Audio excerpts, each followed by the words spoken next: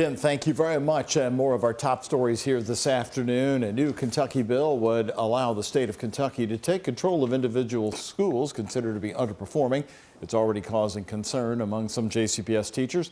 And our Isaiah Kim Martinez continues to follow a flurry of bills in Frankfort that would have major impacts on JCPS. And how would this new effort work, Isaiah? Well, Doug, I talked with Senate Bill 5's sponsor. He's actually a very well-respected education-focused lawmaker. His name's Stephen West. He's a Republican. He tells me school districts need more options, saying at some point the state needs to intervene. If passed, the bill would apply to the whole state, but teachers here in Louisville again feel they're being targeted.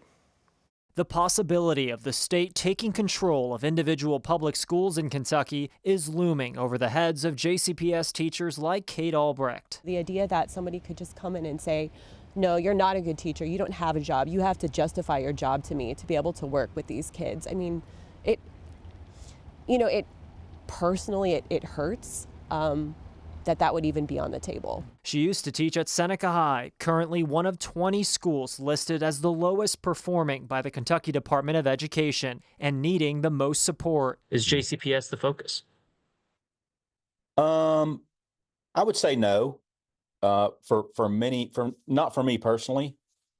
Underperforming schools are my focus, although JCPS was a component. 19 of the 20 schools on the KDE's list are within JCPS. This is the end of the line, right?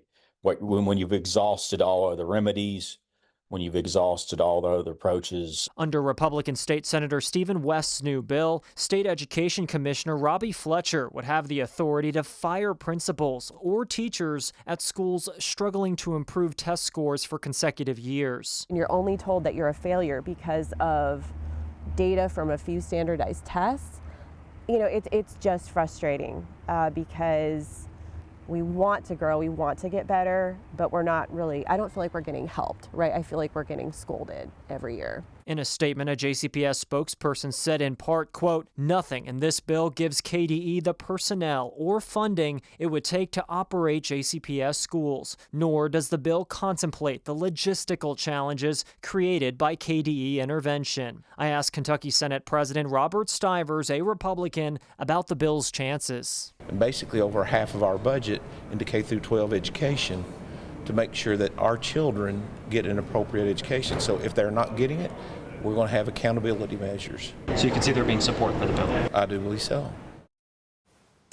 So Isaiah, this is about a potential state takeover of JCPS, sure. But just 6 days ago, we were reporting on plans that maybe would split up JCPS. So which one is it with the lawmakers in Frankfort? They do seem to be more interested in JCPS than ever before now. There's a flurry, especially sort of post-election. We've seen since Donald Trump has gotten back to the White House, we've sort of seen maybe more bills, you could argue. As far as the split versus the takeover, which has a better chance?